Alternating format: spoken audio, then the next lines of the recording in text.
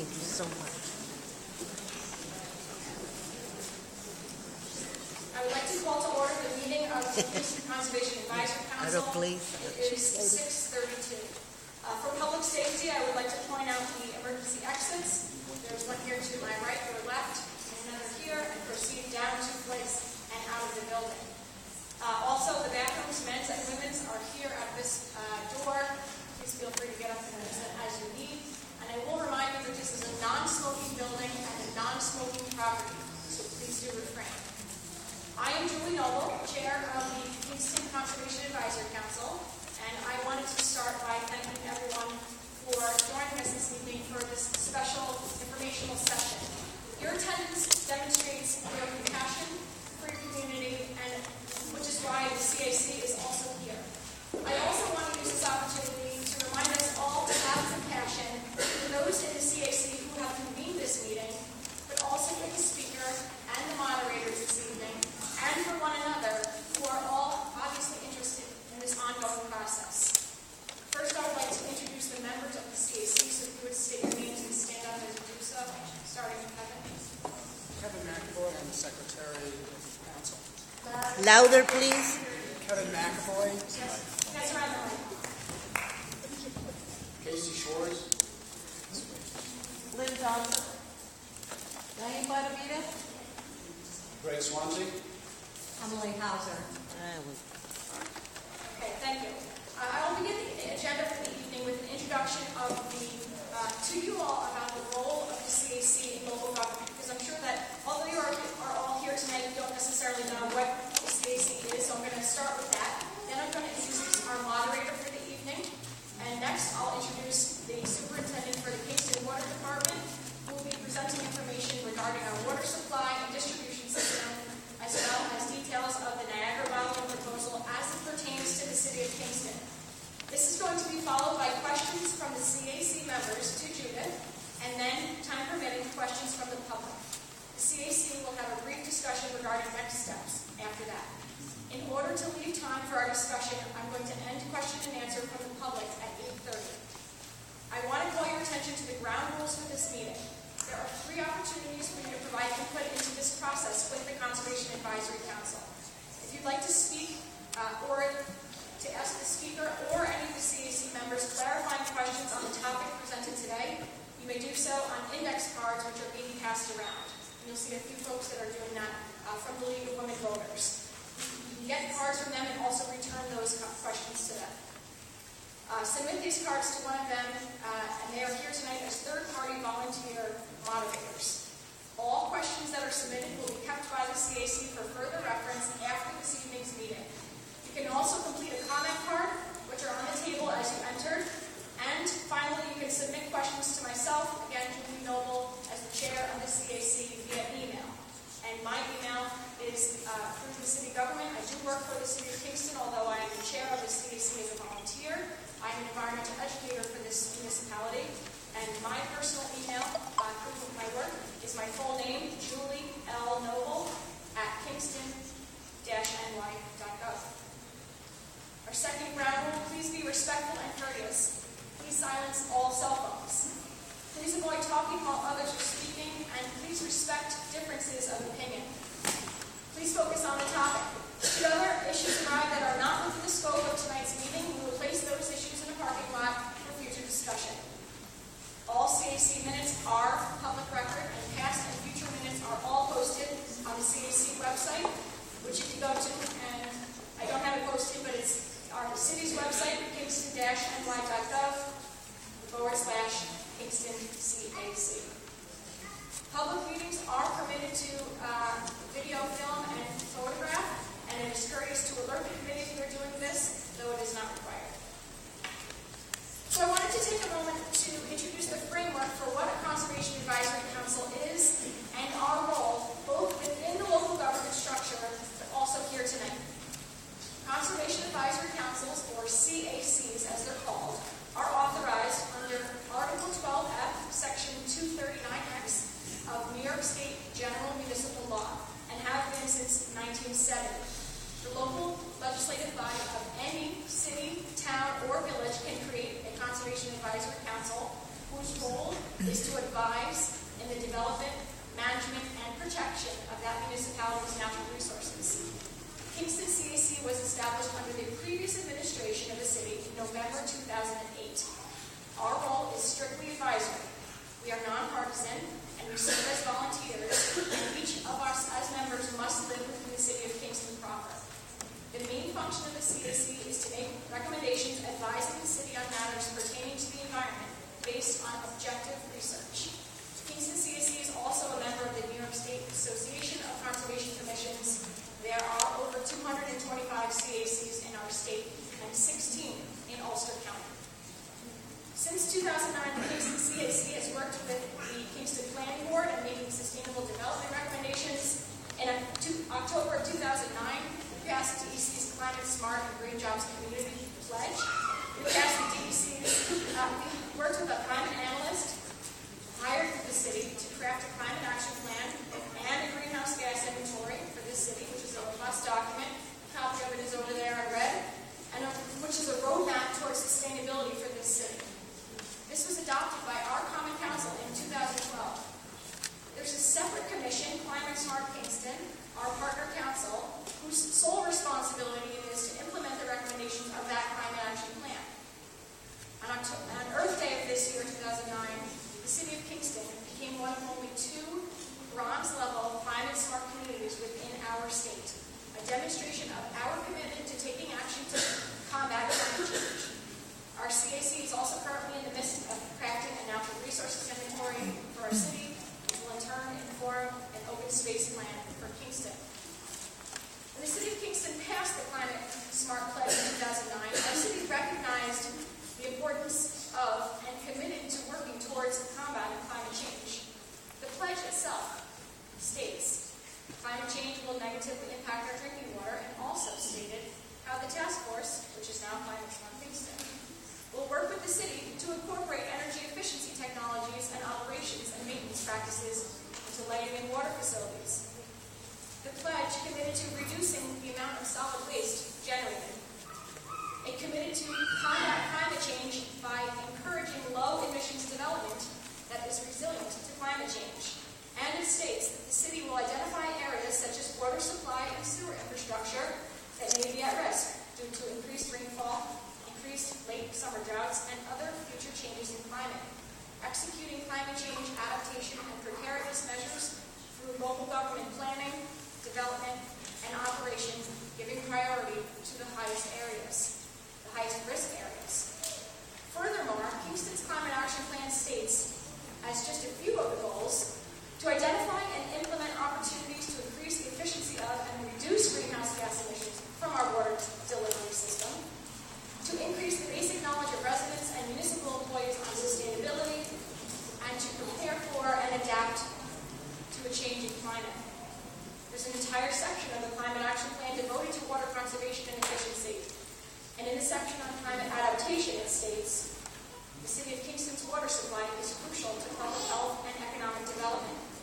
Expertise and interest within the water department should be utilized to assess potential risk to the local water supply and prepare accordingly. And so the Conservation Advisory Council requested the Kingston Water Department Superintendent, Judith Jansen, to come and speak with us when we learned of the proposal from Niagara Bottling to bottle City of Kingston water.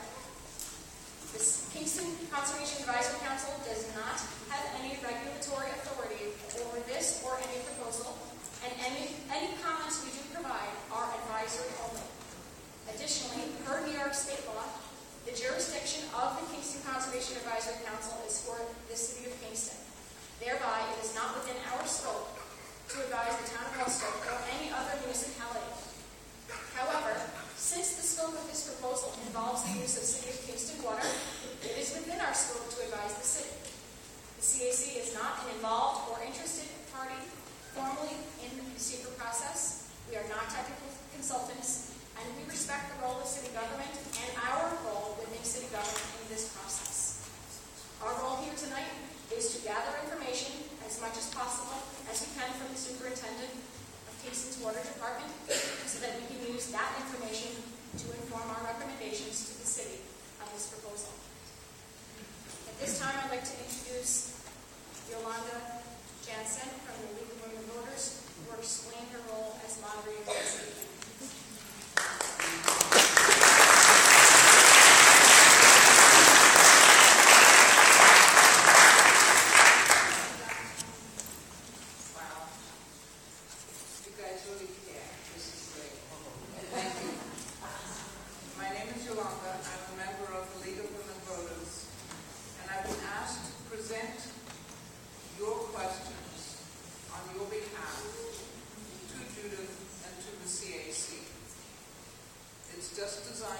to reduce all of the traffic, the business of lining up at microphones, and also I'm making an attempt to bundle together some of the questions that are the same. I was expecting a lot of duplication of questions. Instead, I find that everybody is extremely creative, and so far, just about every question is different from the one before. You've really thought about this. I was going to say write legibly, but I can read everything, so you'll all be doing that. You've seen Dorothy and Darren walking around collecting your cards, so that seems to be working. It's very likely that quite a few of the questions you have cannot be answered by Judith because she doesn't have the information, or it's not her role, or by the CAC because they have not yet had the opportunity to do the research to answer those questions. So not everything you want to know is going to be answered tonight. All of the questions will be given to the CAC. So your written questions are part of what they will use to decide what they do after this meeting.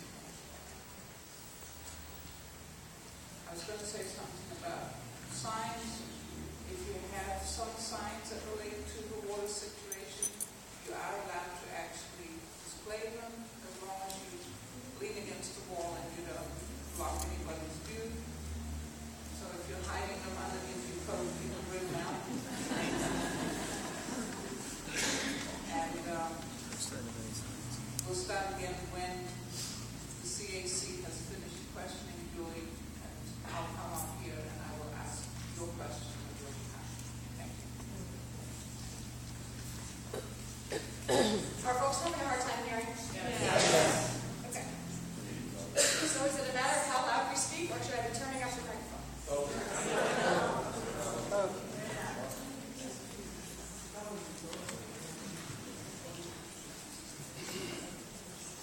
Okay. So I'm sending my people to take care of that. I didn't mean it. So I'm responsive to take care of that. Thank you, Yolanda. I would now like to introduce Judith Jansen, the superintendent of the Kingston Water Department.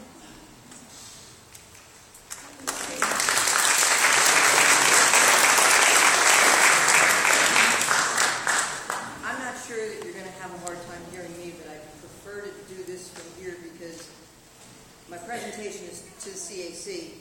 And so as I go through this, if the CAC, if you have questions that pertain to what I'm speaking to, just kind of interrupt me. It might be more efficient to do it that way. So I'm here to talk about the Kingston water supply and the Kingston Water Department and how it relates to this prospectus. Here we go. Is that better? Yeah. Sorry about that. I thought I had a big enough mouth, but evidently I don't.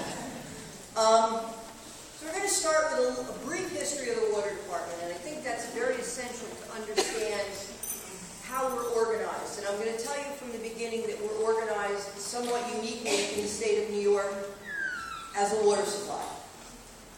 Our mission, and I think I said this the other night, is to provide drinking water to the residents of the city of Kingston. Can everyone see the screen, or should I turn the light on? That's okay. See it? Yeah.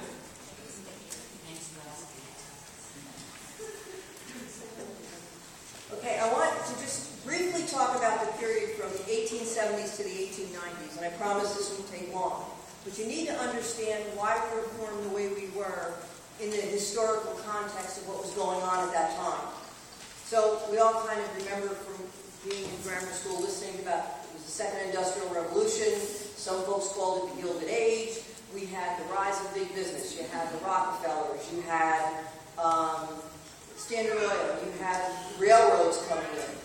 And you also had the beginning of the labor movement because of the excesses that you had at that time from big business. You also had the rapid expansion of cities, and that's how Kingston came to be formed in 1872 the amalgamation of two smaller villages.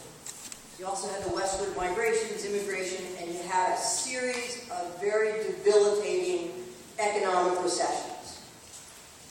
And they called it at that time the long recession during the 1870s. I think it lasted for 5.5 years. You had lots of panics, runs on banks, collapsing of banks, and in 1893, you probably had the worst panic that this country has ever seen prior to the Great Depression. So as I mentioned, we were formed as a city in 1872. We had no water system. People got their drinking water for about the first dozen or so years from shallow wells, cisterns, a lot of houses in Kingston, and then we have some grand mansions that were here. But most of the houses are on very small plots of land in the city. I lived in a house that was 25 feet by, the lot was 25 feet by 88 deep. I think that's pretty common. These houses, some had interior plumbing, some didn't. They had outhouses and privies, but no matter what kind of waste disposal system you had, there was no public waste system. So you had cesspools and some rudimentary, I imagine, septic systems at the time. Typhoid was a common problem. It was always in the background. There was always cases of typhoid, and then you would have, your periodic epidemic, and then they would die down. You also had fires doing a lot of devastating damage at that time to this community. You have old stone houses, that's true, but most of the buildings are made out of wood. You had, the way we heated houses back then was through open fires. Cooking was largely done that way. And the only way you could have water to fight a fire was through a series of underground community cisterns. And I believe there were about 18 of them at that time. And if it didn't rain and they were dry, the house burned down. We also did a lot of street sweeping because there was a lot of dust from the horses and the carriages, and there wasn't any paving. And I like that quote that's on the bottom of the Tannery Brook of the sinkhole thing. That's how the city used to keep the dust suppression in the streets. And this comes from our 1901 report to the Board of Water Commissioners, and it said of the Tannery Brook, it's now so small that even the frogs have forsaken it. So it was pretty obvious by the 1880s that you needed to have a public water supply. However, in the late 1870s, the voters rejected it. It was up for a public referendum. They said, yeah, we probably need a water system, but we don't want increasing government, and we do not want any higher taxes. What the city did instead was issue a charter in 1883 to a private for-profit group to form a water company. And they went up to the Sawkill, just below where the Xena Elementary School used to be, and what we term Reservoir 1, and they formed a water source. And the Sawkill Creek, if anybody's familiar with the Sawkill Creek, it's very, what I would term flashy. It comes up quick, it goes down quick, it turns chocolate and muddy very quickly, and when there's no rain, it's dry. So there were times that the city had no water, inadequate pressure because the storage was inadequate, and all the sewage from up above, and I'm not sure there was what is now the hamlet of Woodstock, that was their waste disposal system. So it was a pretty punky source. And that's not a technical term. So they first decided they would tap Cooper Lake in 1883. And Mr. Cooper, I think his first name might have been John, sold the rights to the city Kingston Water Company to tap that water, and they gave him a 7-year contract. Now there was no pipe, so you just opened the valve on the dam, you had a mill up there, and the water would discharge directly down to the Sawkill. So it was a system, but it wasn't a great system. And everybody understood that we needed municipal ownership. So in 1895, they formed the Kingston Water Department by a special act of the New York State Legislature. And they created it as a financially and administratively independent department of the city. It was governed by a board of water commissioners. They were appointed to 5-year terms, and the mayor, since 1964 or thereabouts, the Rick Garrett administration, the mayor is a voting member of the board. I will tell you, no mayor in my almost 30-year tenure attends the water board meetings on a regular basis, not because they don't care about the water system, but because they're busy running the rest of the city, and they know the board is in place to take care of the water system. And the reason this was set up in this unique fashion, we're almost set up like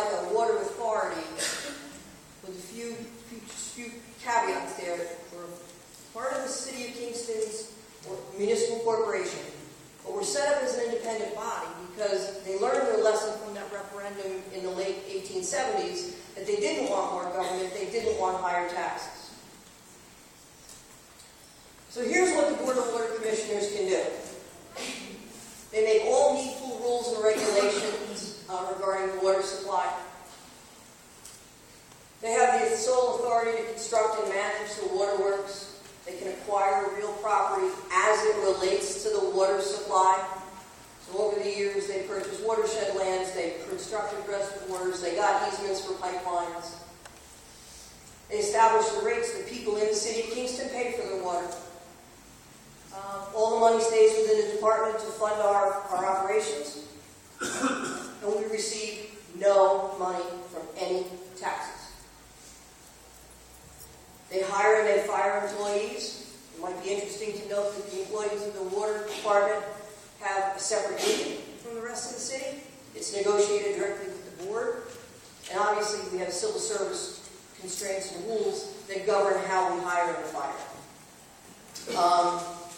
The charter of the city of Kingston commemorates all these responsibilities, and it very clearly, it's very obvious that they anticipated water sales outside the city of Kingston because they provided a mechanism and the rules that govern such sales.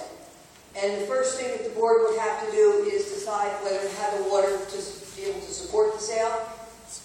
The second thing they have to do is determine if it's in the best interest of the department to sell the water. And the third thing they have to do is get approval from what used to be the New York Water and Power Supply Commission and is now affectionately known as the New York State DEC. They said we're formed somewhat as an authority, very similar to most water authorities and sewer authorities. But there's a couple of checks and balances that we have in the system because we are part of city government and not totally independent. And that's the Common Council. And the one thing that the Common Council can do for us and exert their influence over the water board is we can't incur any debt. The Board of Water Commissioners cannot incur any debt without Common Council approval. And the other thing that they do before we could sell any real property, they have to authorize the mayor to execute the deed. So an errant water board can't say, you know what, we'll just sell all the reservoirs and see how that works out. There's also some operational oversight. We have a health department. The water department's in the business of public health. So we have our rules and regulations and oversight, and we are a very regulated business, as we should be. Come from, on the federal level, from the EPA. They go down through the New York State Department of Health. And then, because we're one of the counties in New York State with a local county health department, we have to answer through those agencies to the county health department. Huh? Okay. And then we also, on some occasions, on non-public health matters, we deal with the New York State Department of DEC. They regulate where we get our water from, they regulate, we have to file reports with them, and they regulate our dams. There's also operational oversight from the staff, and I just wanted to briefly mention that, to work for the water department in any capacity, you have to have a license to be certified. It's educational requirement, it's, experience-specific coursework, and we have to have continuing ed. So, operation of a water system is a profession. That's just my personal. Let's talk about the system.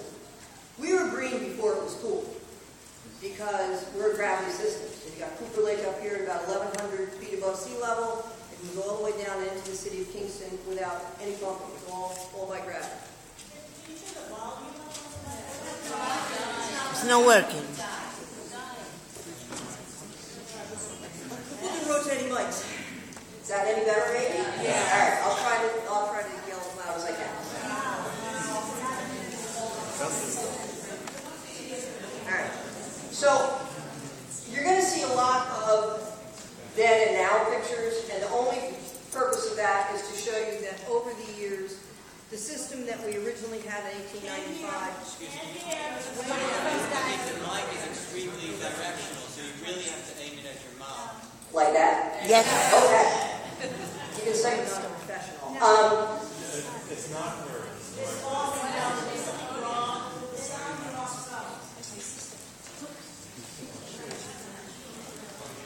Anyway, you're going to see a lot of then and now pictures just to show you that over the years the board has invested and developed this system. So this is the system as we inherited it in 1900. All right. Here you go. All right. Even though we had rights to the lake, Cooper Lake, from 1893, it was in 1897 that the Kingston Water Department actually purchased it from Mr. Cooper. At that point, there was a piped connection from the Mink Hollow stream going into Cooper Lake, but the water discharged from Cooper Lake had to go down through the Sawkill and into our two reservoirs, and then into our treatment plant, and then into the city of Kingston. This is the water system today.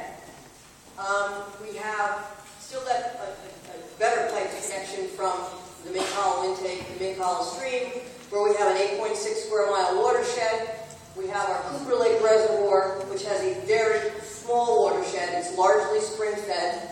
Almost all the water in Cooper Lake comes from the Mink Hollow stream, and then it's piped from there down to our treatment plant. From our treatment plant, it goes to an equalizing reservoir, and then under the thruway into the city of Kingston. Judith, where's the filter plant? Hang on. Just tell us that address. 1442 Sawkill Road. Okay, thank you. Okay, I have a picture of that. So these are some of the specifics of the system. So as I mentioned, our Mink Hollow watershed is 8.6 square miles. It is not in the Sawkill watershed. It flows, Mink Hollow goes in a little beaver kill, which is part of the Delaware River system.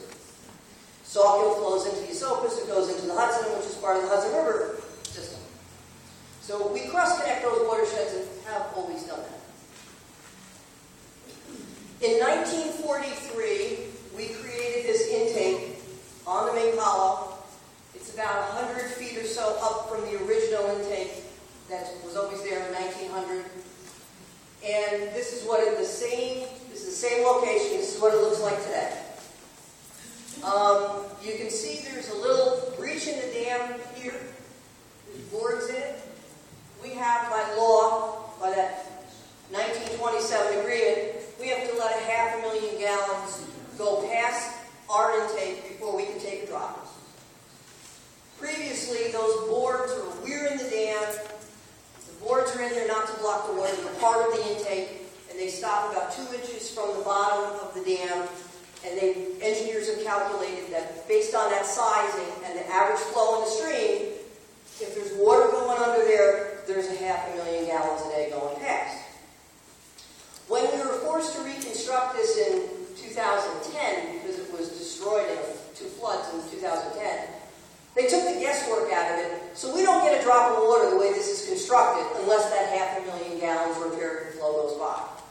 A couple of the weird features that we added, not weird, but different features that we added in this version and the previous version is difficult to see because of the resolution, but there's a fish ladder in there. We put the fish ladder in. Go ahead. How often is it only 500,000 gallons of water? There's times. I'll repeat the question. How often is there 500,000 gallons not going past that we can't take water? There's a lot of times in the dry part of the summer. You know, Per 500,000 gallons a day. Per what? day. I'm sorry, I should have said that. So we don't, and the way the new intake is structured, we can't take any water. The water just doesn't come into the building. I told you we had to reconstruct it in 2000. Well, we had 2 floods. One in January wiped out the dam. We just got the dam rebuilt. We had a flood in October and took out the rest of it. That was $1 million to reconstruct that. When the first flood hit, we replaced the dam so we would actually have water coming into the reservoir. And our engineers were tasked with looking at the advisability of reconstructing of the reservoir, just doing a condition assessment. And about the time the second flood hit, they were at the conclusion that we really needed to redo it. And, well, they took that right off the table. We actually did. So this is Cooper Lake. It's 0.6 square mile watershed, very small what it looked like on the left here in 1900 when we purchased it. This is what it looks like today. Well, not actually today. This was taken in August.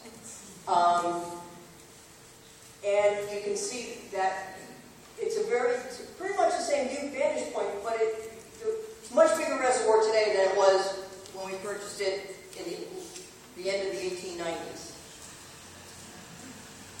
The Cooper Lake that we inherited or we purchased had about 200 million gallon capacity. That's the dam that was there in 1900. The dam has been raised, I believe, 4 times, the last in 1927, and that's what it looks like today. And the board is actually looking at increasing the capacity once more. And I'll explain why. So let's talk about the capacity of the source. The straight definition from a water supply perspective of the safe or dependable yield, and there are terms that are used somewhat interchangeably, is the amount of water that can be reliably withdrawn from the source during the driest conditions. There's kind of 3 factors here. First is the size of the watershed.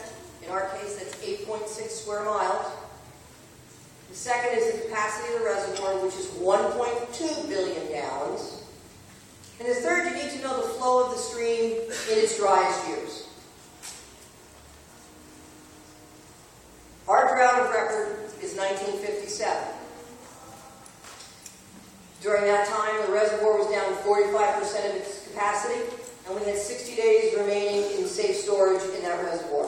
And safe storage means it's the amount of water that you can actually access, not necessarily the water. There's about 30 other days in there that we would have to pump. It's a blower intake. So that's when I say safe yield, that's what we mean. From Cooper Lake, the water is piped to our water treatment plant at 1442 Saco Road. It was built in 1899, one of the first water plants of this type in the country. We are a direct inline filtration plant with coagulation and chlorination. This plant was expanded twice. You can see there's 4 windows here on the side. So there were 8 filters. Originally, there were 4 on this side and 4 on that side. The filters always, for maintenance purposes, always line up with a window. It was expanded twice, and it currently has an 8 MGD capacity. Although it was renovated and upgrades have taken place throughout its history, it essentially operates the way it was designed. It's a gravity plant, which is why we have pressure filters, so we don't lose that pressure advantage.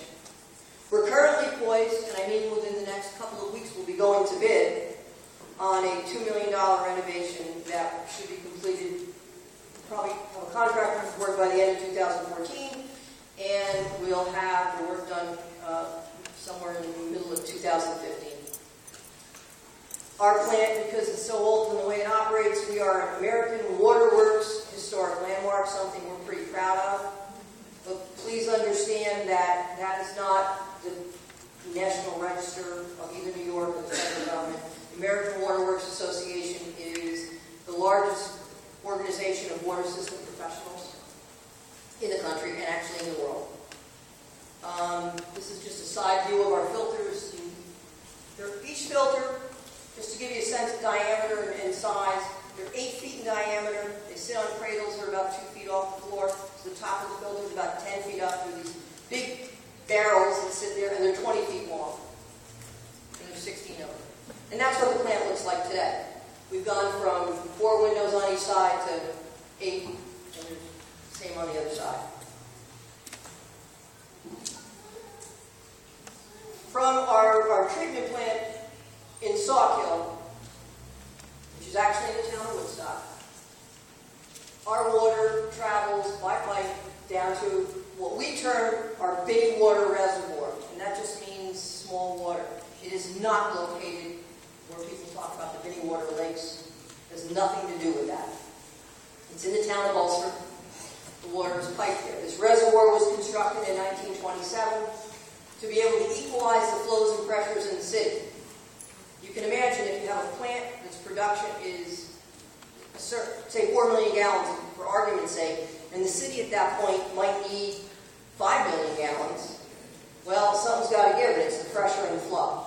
So they created a 12 million gallon man-made reservoir that provides head to get the water into the city without additional pumping. And here's the part that always stumped me. So they treat the water at the plant, and then they built this reservoir, and so all this treated water sits in this uncovered reservoir. Doesn't seem like it's it might have been a good idea in 1927, but it probably today isn't a really fine idea.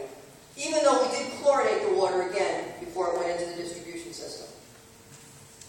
But along comes the EPA, long-term to surface water, the amendments to the surface water treatment rule, which were promulgated, I believe, in 1986. And they very wisely said, any water utility in the United States that has an uncovered distribution reservoir, like we did, you got three choices. Take it offline, cover it, it's one big pool cover, or treat it. The board actually looked at all three options, not necessarily taking it offline but out of service and replacing them with concrete tanks. And ultimately we decided to build and construct a UV treatment plant, and that was completed in 2011, and that's a view from the inside. And as somebody who has to operate both plants, it's kind of a transition from two worlds. Even though we have instrumentation and technology that we use at the filter plant, it still is strictly a manual operation, and this is all computer guided and computer controlled, and it's kind of a hard transition for some of us, but we've all made it, thank God. And it took $3 million to build this facility, and this is one of those regulatory mandates that, probably was a good idea, but we really didn't have any choice in that. And there was no money from anybody else to split the bill. From that point, we have three pipes that take the water under the thruway, across the across the Esopus Creek, and end up in the town of Ulster around Orlando Street, a Little League field out there. And then they continue on through the Green Acres Golf Course, and they come in the city of Kingston along about Manor Avenue, and from there we distribute it around the city. It's mostly gravity flow. For anybody who wanted to know where the 12-inch line that served IBM as it crosses in Orlando Street, that's where the 12-inch line is located that went to the former IBM facility.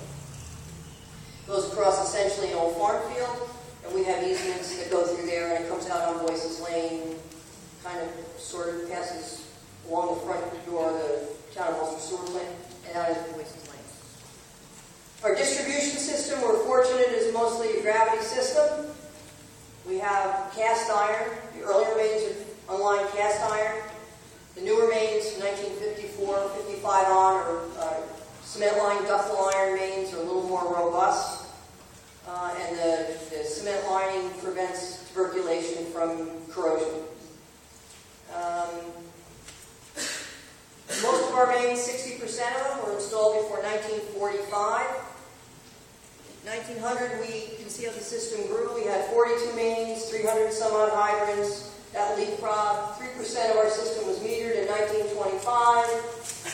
By 1935, we had really grown almost 60 miles of pipe, and that's because 14 miles were laid during the WPA.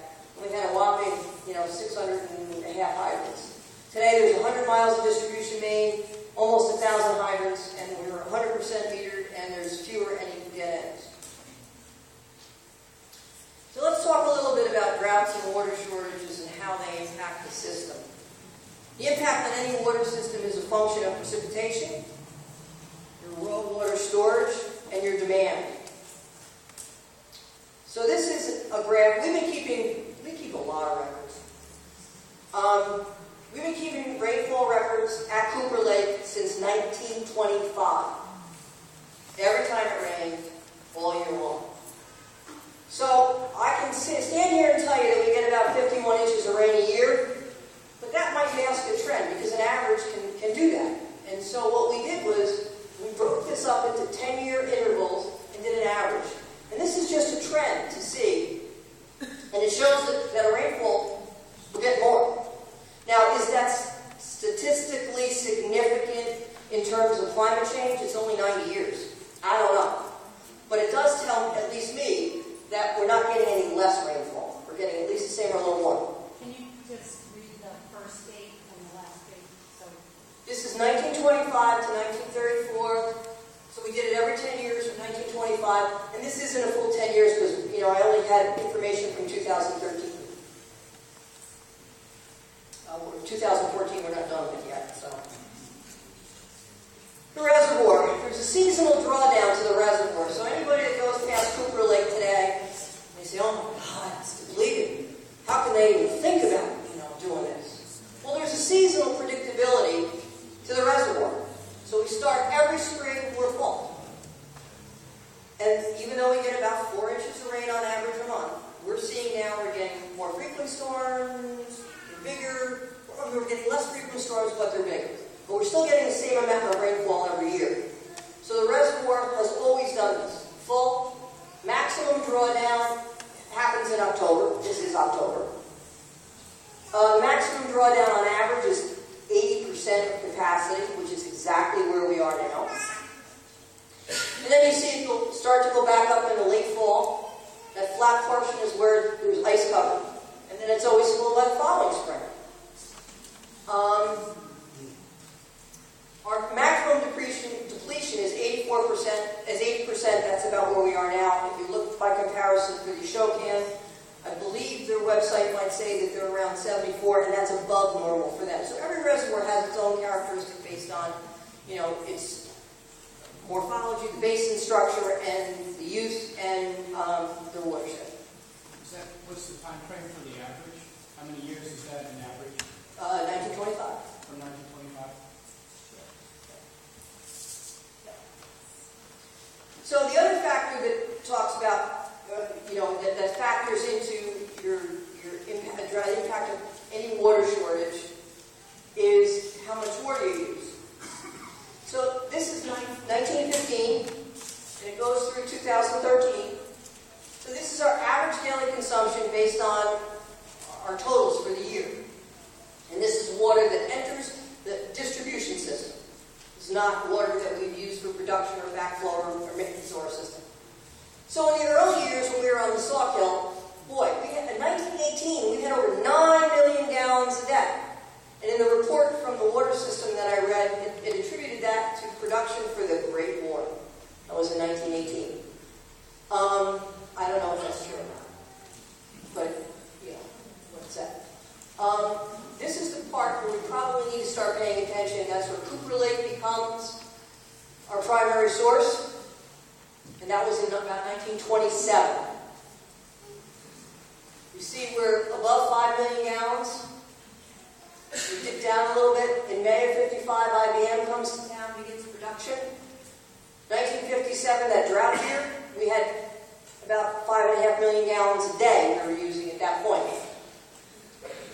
As a result of that drought and the experience, they said we better do something about demand, and they started putting meters in everybody's house. And I know my grandmother was livid. She did not want that at all. I think New York City had the same issues when they started to do it much later. She liked being able to let that faucet run at night in the wintertime so that nothing froze. And she didn't want to have to pay for it. But the drought was the political impetus we needed to do citywide metering, and we had a critical number of meters in. They became effective in about 1964. And you see our demand immediately drops. We stay on that average of about 4%. IBM closes. You see another drop right there. And 2004-ish is when we start selling water to the town of Ulster, and that sale ramped up. So it started at 250 or 300,000 gallons a day, and it ramped up to where it is today.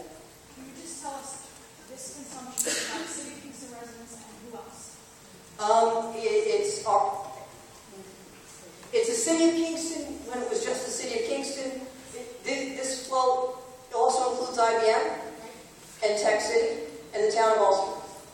how much of the town of Ulster? Town of Ulster is 700,000 gallons a day.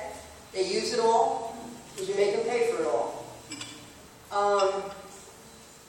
About 500,000 comes through that connection there in the town of Ulster on the 12-inch main, and the rest is, town of Ulster has several independent water systems.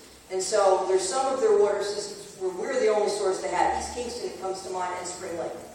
So those, but that's total aggregate, in-city, out-of-city, current consumption that enters that leaves our Biddy Water Reservoir. So it's not necessarily all being consumed, some could be getting lost. Oh, sure. This includes some lost. It includes some loss. Yes, it does. And I'll talk about that in a second. Sure. So how do we fight, or what tools do we have available to us for a drought? Well, the first is conservation. We truly watch the levels in Cooper Lake, as does the health department. We have to report that on a regular basis, and when there's a water shortage for whatever reason, they're calling us once a day from the state. What's your consumption? Where are you on your levels? So they're looking at that as well. Yep. What is ERP? Emergency Response Plan. Thank you. And who in the state is calling you? New York State Health Department. Usually the folks for emergency management within the health department. Also, Ulster County Health Department calls us on a regular basis for that as well. Sometimes they call on the same day. Sometimes you want to say, could you actually share the information? But anyway, our conservation measures are largely a two-tier, two-track system. One conservation measure might apply to residents because, again, drinking water is our main concern, and the others are our commercial enterprise. They gear in as the drought continues in severity. Ultimately, we have the authority and the right to shut off all non-essential water use, and that would include any water supplied to the town of Ulster, or any outside residents would have to come first. Which is, I might add, why the town of Ulster maintains their own water system, because they understand the interruptible nature of that supply. The second tool that's available to us is our auxiliary supplies. We have the right, as any watershed community does, to take water out of the New York City system. We're one of the few communities that has our mains pretty close to the lower basin there, and we can actually do it. We ought to only use the City of Kingston supplies for emergency purposes, but we could access them like many of our Westchester communities do for their main source of water year-round. We laid the pipes to the Ashokan in 1957, 1980, and we actually began the permit process in 2012, although the issues we were struggling with in 2012 related to our water intake being out of service for too long, in my opinion, during the construction process, and not to a lack of rain. And to our customers, it doesn't matter why we have a need to conserve or put in emergency drought restrictions, because the net result is the same. We also, thanks to the close cooperation that we have with the towns of Ulster and Port Hume, much more recently have developed the ability to be supplied by the town of Ulster and by Port Hume. And that's that normally we would supply the town of Ulster with those 700,000 gallons a day, but at that point in the town of Ulster going into the Ulster supply, they can send that back to us effectively and giving us additional, because they have a 1.4 million gallon a day treatment plant. Town of Esopus, they take their water out of the Hudson, and they also have the ability to supply us. NIWARN is what kind of facilitates this process. NIWARN is a mutual aid for water and wastewater utilities in New York State. There's one in every state but Mississippi. I can't figure out why Mississippi won't do that. And there's 3 Canadian provinces. And so it provides a legal framework for making this happen. So when you have that emergency coming up, you don't have to sit down and say, whose insurance, how much, it's all been worked out. Question? Yep. Have you ever had to pull from the town of Ulster or the Hudson River? No. So only twice, did I get that right? Only twice from the Ashokan? We never pulled from the Ashokan. We laid those pipes, and then it would start to rain. It's just kind of like Murphy's Law. Not to my knowledge. What we have done with the town of Ulster, we have had some infrastructure issues. We had a critical break back in November of last year, and we called up the town of Ulster. We said, hey, can you go on your own for a couple of days, because we really need to conserve the water and Biddy water while we do this critical repair, and they're always more than cooperative. So these are the pipelines on the left here, one in 1957 that were laid to the Ashokan. And this is the pipe a couple of years ago. Fort Union had a problem with their water treatment plant. Because of a mudslide, their clear well moved 2 inches closer to the river, which is not a good thing from an engineering or an operational perspective. So we ran the lines across the old Ward Street Bridge.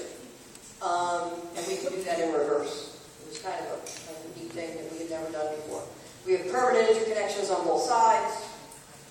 But even if you're going to do this, our drought regulations come into effect by degrees. So you just don't wake up one day and call up the New York City Department of Bureau of Water Supply Protection and say, hey guys, we're going to run some pipes there.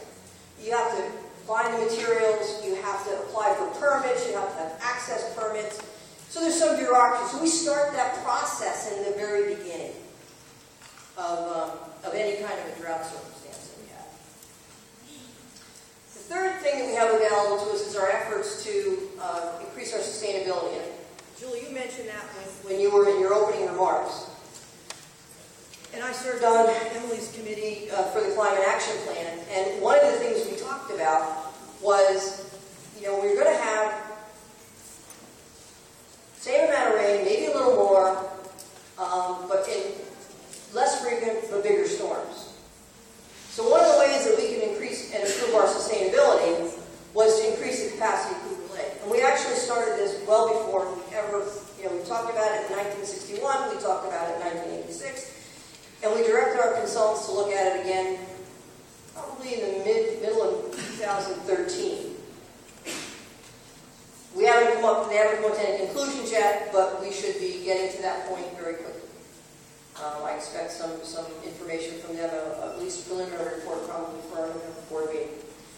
The other thing, and Julie, you touched on this a little bit, that water coming into the city, yeah, we got leaks. I mean, we don't have tons of leaks. We're very aggressive when we find them, we fix them. But I look at the water that comes into the city, and I look at the water that we bill through our meters, and there's more than a 10% difference. So a lot of the water systems are like that. Not that we don't care, we don't fix the leaks. It's that we fix the ones we find, and we have the equipment to find. We have a small staff. We don't have a computer correlator. We don't have the staff dedicated to use it. So in early 2015, we had planned on doing this probably well before we ever knew that Niagara wanted to knock on our door, was we intended to do a system-wide leak survey with a company that specializes in that and come in, and we think it's going to be worth the bang for our buck. The other places that you can have losses, and the leaks are real losses. They're water that, is just leaking out of the system that you would hope that there wouldn't. The other way is meters. Everybody who's gotten a very large water bill will say, oh, God, you're at it again, your meter must be over-registered. Well, meters can't over-register. It's physically impossible.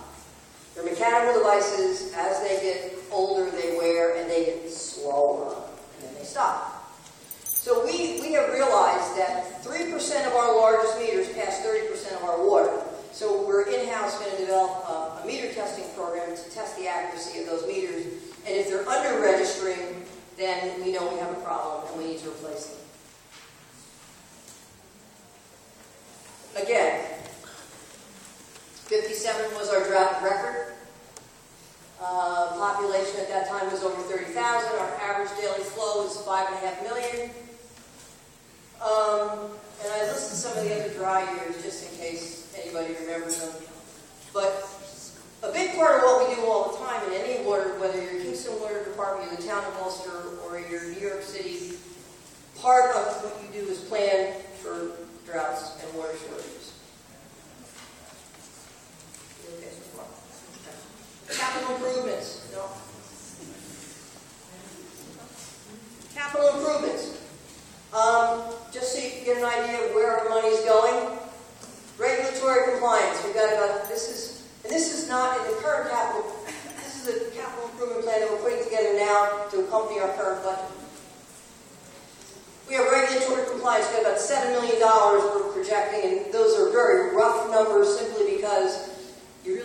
go out to bid and you find out what people are going to charge you to do the work, that's really the hard number. These are engineering estimates, and a lot of that regulatory compliance is mandated work on our 5 dams. We have distribution, repair, and replacement. Most of our distribution system, our pipes, date to prior to 1945. The Board of Water Commissioners was very aggressive in the late 70s for the next 30 years, and a lot of those large diameter, 8 inches and above, were clean and cement mortar lined, so we restored them to their condition, their original condition. But there's some smaller 4-inch mains that should be addressed. And we have lots of valves that no matter how much I want them to work, when they were put in the ground in 1920, the gears just fall apart in your hands, and so we need to do some serious work on our valves and some of our regulators in town. Meter replacements. We're 100% metered, but a lot of the meters were probably still have a few from the 60s. Tank maintenance. We just finished painting the exterior of the Florence Street tank. It cost $500,000 just to do the outside. We haven't looked at the inside because, and I know, you say, God, Sherwin-Williams, I can get up there and do that quicker. It's like laughing at it. But there's a process you have to go through. You have to test it. It's a process, and you have to follow it. There's regulations about what kind of paints you can use, because paints on the interior come in contact with the drinking water. So it's a pretty important process. We have 2 other tanks that need to be done. We have the interior of the Florence Street that's going to have to be done in the near future, and we have the other 2 tanks inside and out that have to be done. So that's where that $2.5 million comes. SCADA, supervisory control and data acquisition systems. Computers. They're the computer systems that allow us to monitor and operate the system from a remote location. We have some in our treatment plant. We need to integrate those into a single system, and our distribution system is controlled manually. If there's a problem at a tank, we have an alarm system, but somebody has to physically go there and find out what the problem is. And if the tank's overflowing into your backyard, that's a little bit too long of a delay. And we have those filter plant improvements that I talked about that we're poised to start. That's another $2 million. And then we have some miscellaneous upgraded management systems, some asset management tools that we'd like to implement, and some inventory control. So and this work, these are the projects we've just done. Go ahead, Julie. When did you put together the capital improvement plan? We've had a capital improvement plan probably